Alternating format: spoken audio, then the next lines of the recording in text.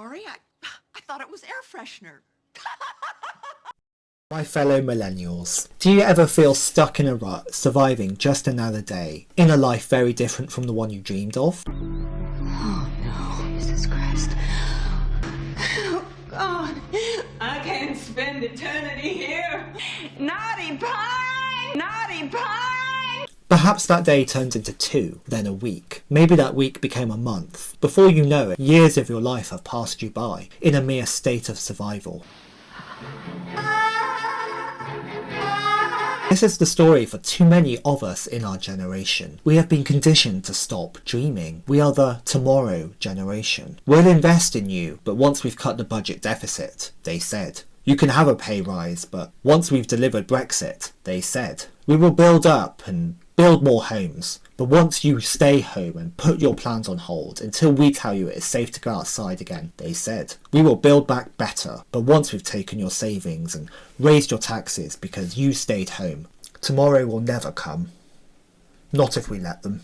So many of us expected better from life, but have been conditioned to stop dreaming, worn down by these turbulent political events and narratives which have distorted our minds, our principles and our expectations. This has left too many of our jilted generation lost in monotonous, unsatisfying lives that we are so tired of leading, but see no alternative to.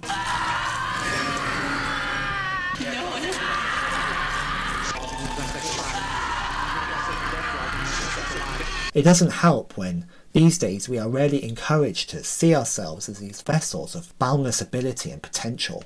Instead, we increasingly live in a culture that encourages you to doubt yourself and to always err on the side of caution, to carry on just another day leading banal half-lives. Yes, you see what I've become. The easiest thing to do in such circumstances is carry on laying low for just another day, restless, resentful, bored, even if we deep down want nothing more than to break out.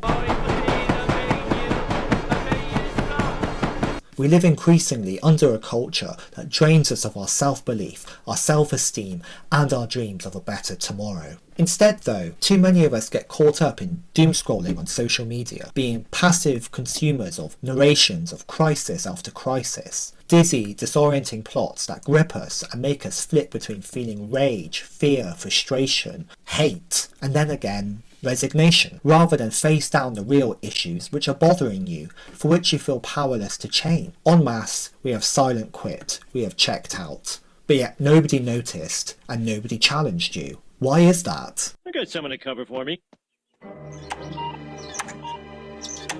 Your motivation has been beaten to pulp. At times you are downtrodden, cynical and pessimistic about the future, and you feel in retreat. But in so doing, we collude to carry on this great delusion that leaves us feeling miserable, disassociated, disconnected, and alone.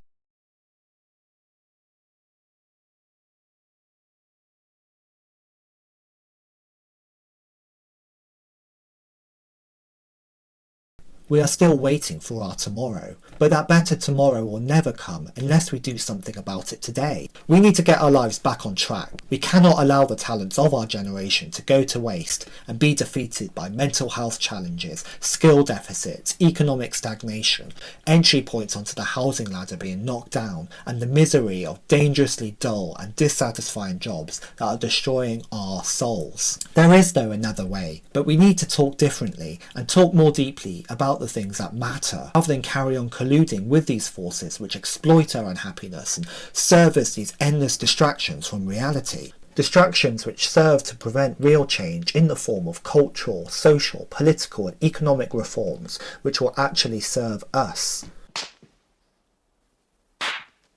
Snap out of it! I grew up in a workless single-parent household, well below the poverty line, on a council estate in Somerset. To make it, I had to see myself and my mission in life differently. I've made it my life purpose to keep getting better and find outlets for my passions worth suffering life's hardships for. Had I not sought to better myself and internalised these pessimistic narrations about my prospects that are all around me today, it's no exaggeration to say that I think I'd be dead by now. While I had every disadvantage, I also had unique qualities and ingenuities that if cultivated would serve me well and serve the world better too. You're meant for for something more. But I also know from experience that it's not always easy to feel that way about ourselves. I say it's time to fight back, because life is short and you deserve to be happy. You deserve to dream again. So let's do this.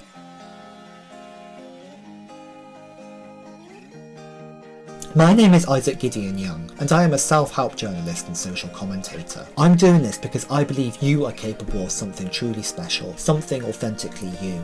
All of us are. You are someone with destiny in your own hands. I know that you are meant for something more. Because of this, I will never tell you to play small, play safe, and settle for less than deep down I know you are capable of, especially during the hard times. That is why I'm starting a new channel, a channel for people looking for something more from life. Subscribe to my channel for perspectives on the issues that matter, and a discourse which champions freedom and encourages you to grow and to flourish. If you are tired of news, talking points, and talking heads that feed this negative climate which denies you of any control over your life, and that you can amount to something that tells you you are small and must play safe and settle for less, then subscribe today for a different, deeper conversation and content that will always talk up your faculties, your ingenuity and your potential to play big and find fulfillment. This is a channel for you if you've had enough of being told what to do and what to think. A channel for us who won't play small any longer. Together, we will overcome life's complexities and the naysayers. We will defeat the doomer boomers that deny the earth is our inheritance and that we are here to conquer. So, if you are ready to dust yourself off and to dream again, I want to take this journey with you. The world isn't so awful, you know. We just need to get conquering again. I believe this path can make the world a better, more encouraging place where we can all finally flourish, where we can all finally have our tomorrow, today. It starts with a different, deeper conversation. Let's start one today.